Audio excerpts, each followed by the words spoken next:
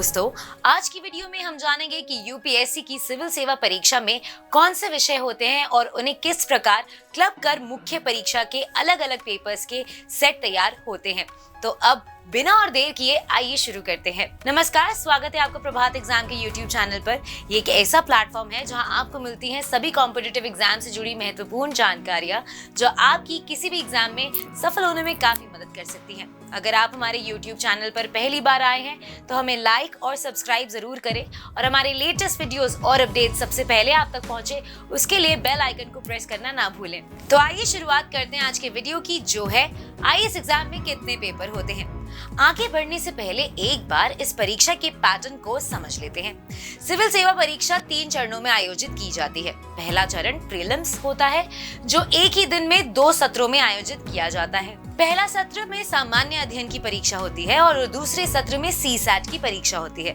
इस चरण में क्वालिफाई करने के लिए सामान्य अध्ययन के अंकों को ही लिया जाता है और सीसैट सिर्फ क्वालिफाइंग नेचर का होता है। इसके सभी प्रश्न वस्तुनिष्ठ यानी कि ऑब्जेक्टिव होते हैं। इनके चरण के अंक फाइनल रिजल्ट में नहीं जोड़े जाते हैं और ये सिर्फ मेंस के लिए क्वालिफाई करने के लिए होता है।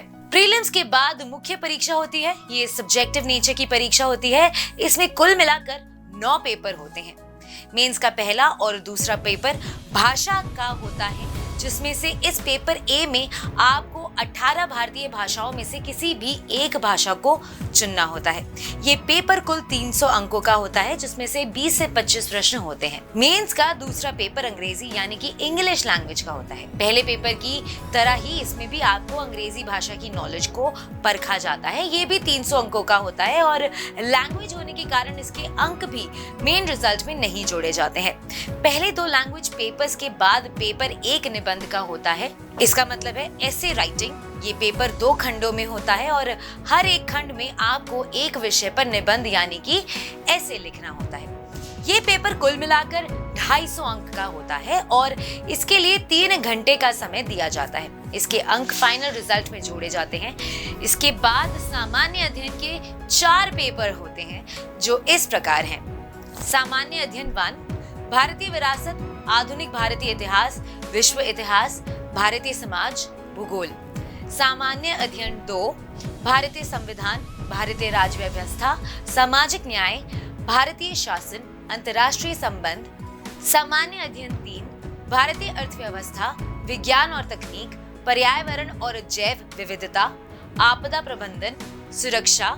सामान्य अध्ययन 4 नैतिकता, अखंडता और योग्यता, नैतिकता और मानव इंटरफेस, मनोवृत्ति, योग्यता, भावनात्मक बुद्धि, सार्वजनिक/सिविल सेवा मूल्य और लोक प्रशासन में नैतिकता, शासन में संभावना। इसके बाद पेपर 6 और 7 विकल्प विषय के होते हैं, जिन्हें 2 भागों में वैकल्पिक विषय पेपर 1 और 2 में बांटा गया है। इन 2 पेपर्स के लिए आप यूपीएससी द्वारा जारी गई सब्जेक्ट लिस्ट में से किसी भी एक विषय का चयन कर सकते हैं। इसकी सूची हम आपको बताने जा रहे हैं। कृषि विज्ञान, पशुपालन और पशु चिकित्सा विज्ञान, मनुष्य जाति का विज्ञान, वनस्पति विज्ञान, रसायन विज्ञान, असैनिक अभियंत्रण, वाणिज्य और लेखा अर्थशास्त्र, इलेक्ट्रिकल इंजीनियरिंग, भूगोल, गर्भशास्त्र, इतिहास, कानून, असमिया, बंगाली, डोगरी, अंग्रेजी, गुजराती, हिंदी, कन्नड़, कश्मीरी, सिंधी, संस्कृत,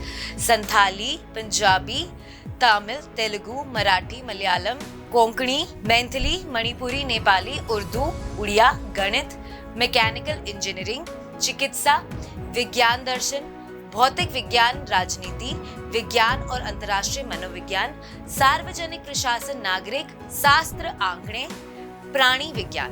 तो इस तरह से प्रीलिम्स के 2 और मेंस के 9 पेपर मिलाकर उम्मीदवार को कुल मिलाकर 11 पेपर देने होते हैं। पर सिर्फ इतना ही नहीं है। प्रीलिम्स और मेंस पास करने के बाद तीसरा चरण इंटरव्यू का होता है।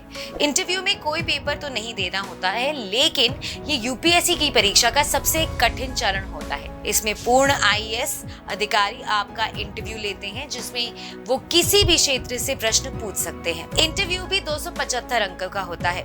फाइनल रिजल्ट में मेंस और इंटरव्यू के मार्क्स को जोड़कर मेरिट लिस्ट तैयार की जाती है और इन तीनों चरणों पार करने के बाद आप आईएएस या आईपीएस आदि के लिए चुने जाते हैं। तो अगर आपको हमारा ये वीडियो पसंद आया है इसे अपने दोस्तों के साथ जरूर शेयर करें और अगर आपके पास हमारे लिए कोई भी सवाल है तो उसे कमेंट सेक्शन में लिखकर हमें जरूर बताएं।